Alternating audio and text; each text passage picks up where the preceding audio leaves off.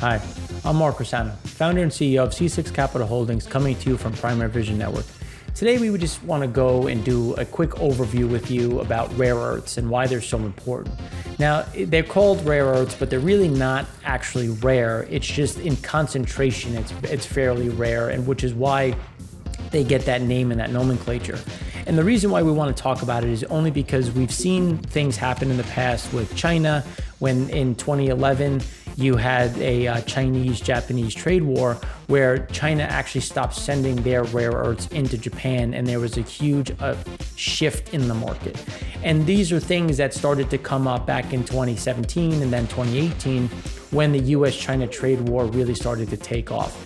And the reason why we start looking at this is if China turns off essentially these exports, there's a huge amount of downstream effects that would happen, all the way from different green energy technologies, all the way to actual military defense, given how some of these things are used.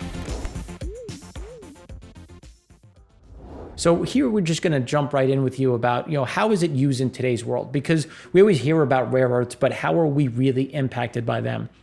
And the biggest thing is always going to be more on the electronic side, because the rare earths go into a lot of magnets, a lot of high-tech magnets, and things that are really driving the different world and how we're looking to move ourselves forward.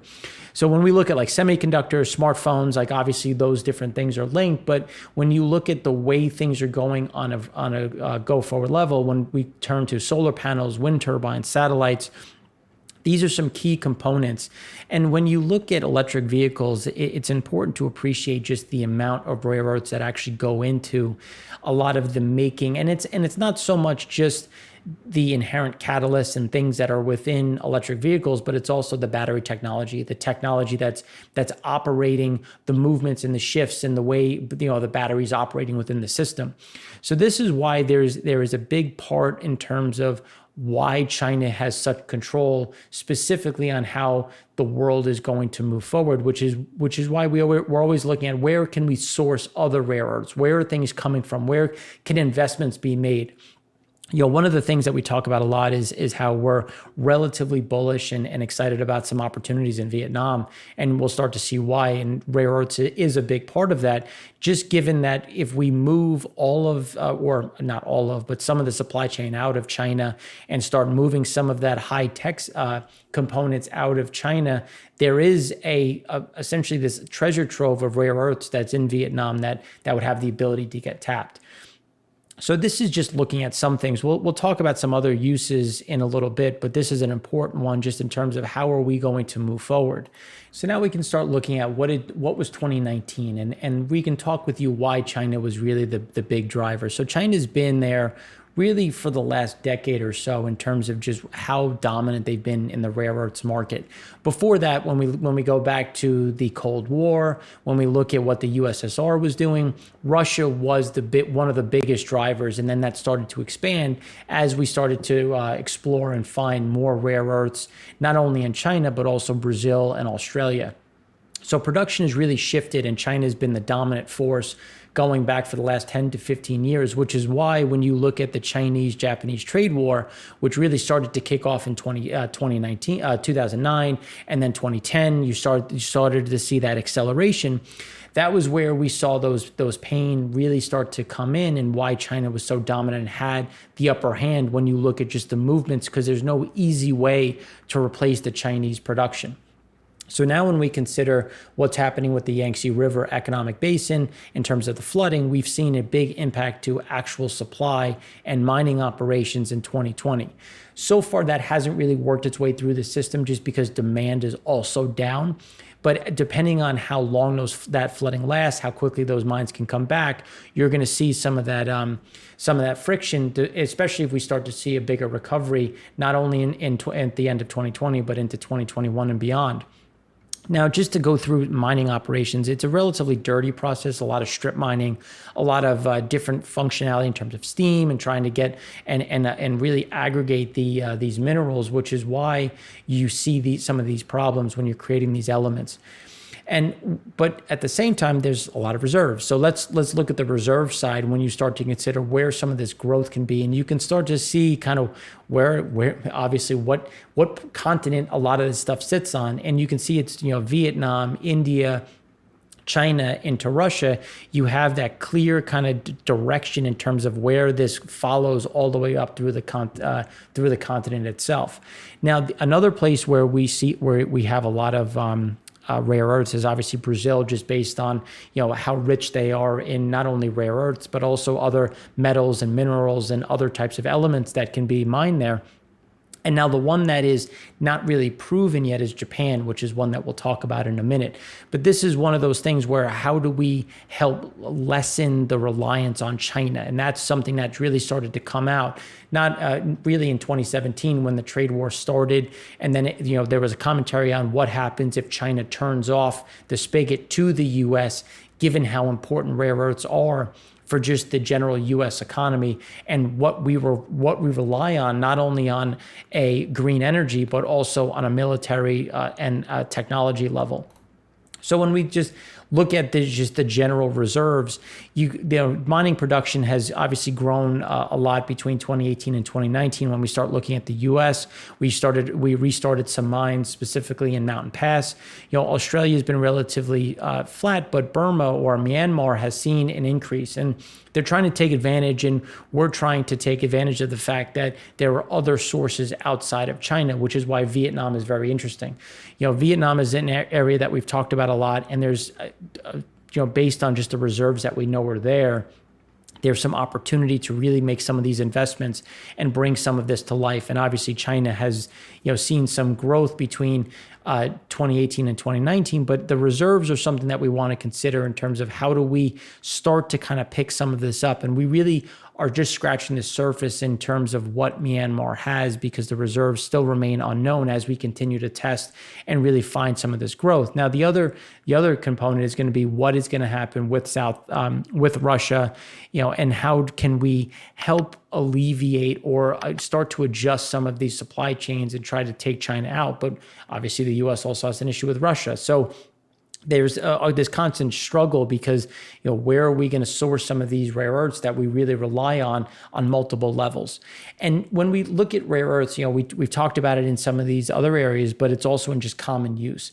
And when we talk about catalysts, we have to consider about not only what's happening in cars, but also what's happening at the refiner, at the petrochemical level, because rare earths are also included in those catalysts. So when we're cracking oil or cracking propane or condensate or some form of naphtha to create product, it is all in these catalysts. And as you start to see this turnaround, how do you replace catalysts? Catalysts are a huge important component to the refining of different hydrocarbons.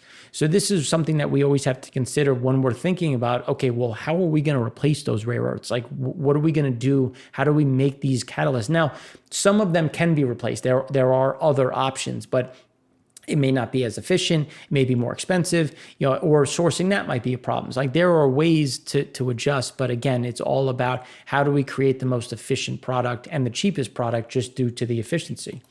Now, we keep talking about the use of the defense use of these rare earths, and this is just a snapshot of some of the key areas in which we see these deployed across the military and other forms of stealth technology. And that's why it's important to consider the precision guided missiles as well as the stealth technology, because we're starting to see the importance of not only just those, but the magnets. The magnets are a huge thing that I think the market is starting to appreciate more and more. And it's something going back to 2009 when the Chinese-Japanese trade war started, the Pentagon started to look at this and say, well, we should really start considering how much of this we have to preserve for just the national security level, and how do we start to claim some of this in terms of national security, which is always an important consideration, which is why the government stockpiles a certain amount of rare earths that they disclose in terms of what do we have available in case there is a disruption, in case there is not only just a potential war or conflict or economic strife or trade war, But what happens if there's a supply disruption, as we're seeing right now in China with the flooding? How do we kind of bridge some of that gap so we don't see a huge price increase and we can keep the nation safe and our allies safe because we have the ability to source some of these this capacity? And when we look at just the concentrate of imports, you can see there's obviously a huge breakdown in terms of where all of this is coming through. And it remains in China in terms of just where the imports are actually, where the US imports are coming from. So this gives you that kind of backdrop. So here you can see China. We obviously rely on China a huge amount for US imports, which is why we are constantly looking at ways to diversify, get away from this reliance. And this is really accelerated as the trade war has picked up.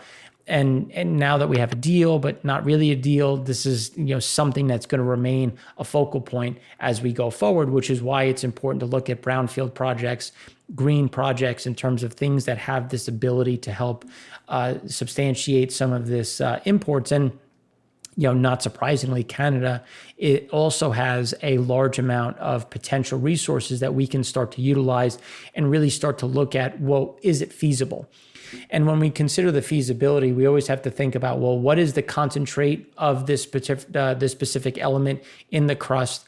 Is there a way to do it on an economic level? And then, what is the sheer size of it? And these are the resources that we're looking at and this is why we can consider the total amount contained, because this is going to tell you what is your payback period. What is the amount that you can produce? What's the longevity? How much can you invest and expect to actually make something? So this is why it's important to look at brownfields, and this is specific areas looking at over 1 million tons. But now let's span it out. Where is the other growth? And here you can see Australia has a lot of activity. The US and Canada continue to have a lot of activity, but Greenland is also another one, which is always coming back to, well, why is Greenland so important? Why have we been trying to buy it since the late 1800s? And it's because not only do they have a huge access just based on the EEZ, the way the EEZ works in terms of the access to oil and gas, but also the access to rare earths. And this is another thing to consider. And you can see how it's all clumped around in terms of the way things have built and developed throughout the movement of the tectonic plates. Now, the one to talk about in terms of just the U.S. is really Mountain Pass facility, because this is an area where we can get a lot of the raw materials to make some of these magnets, which is important when you consider the growth of technology and just how important these are going to be over time. Now, this was mothballed in the early 2010s. And it came back to life, and it, again, is moving around in terms of the importance of, well, maybe this facility does have more use than we thought. Maybe this should be something that's operational. And as we've seen technology, and especially green technology, really blossom, this has come back into favor. And this is really looking at why it's come into favor so much. You can see just the inherent production profile in terms of where things sit. How much of it comes from China, how much of it comes from other areas that we have access to, but Mountain Pass has become a huge component of that. And we're starting to see the importance of bringing some of that production back online, because we see a huge amount of growth. And now when we talk about growth, we have to appreciate, okay, well, where is the supply-demand breakdown? And this is just to look at, where the current global consumption is and where the primary supply is. So when we talked about earlier, the disruptions in China, how there's flooding, you can see that right now we're relatively balanced in terms of supply and demand. And it's just because, again, GDP issues, offsetting some of the flooding issues, but that's going to change. We seek a continued growth in global consumption. And even if we do have a prolonged downturn or a straight up depression, we still have the shift and the technological shift that's so important, which is going to consume a huge part of this market, which is why when we look at magnets and the way it's working its way into everything from MRI machines to speakers to a precision guided missile, this is why this market is going to be so important. It's going to remain important as that demand continues to grow.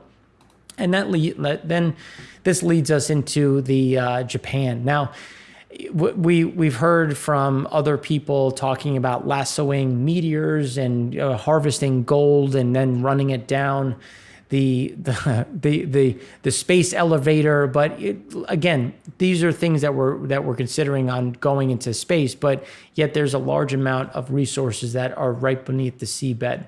So the question is, how feasible is it? Is it something where we can make money? Because even though there's a huge amount of resources which have been identified, we know that they're there, they're sitting at the seabed. The question is, we've seen deep sea exploration go wrong with Macondo, with other failures, especially on a mining side. The question is, have we learned enough? Have we developed enough technology to do this safely, to do this the right way, and to really not create more problems than already exist, especially within the sea itself?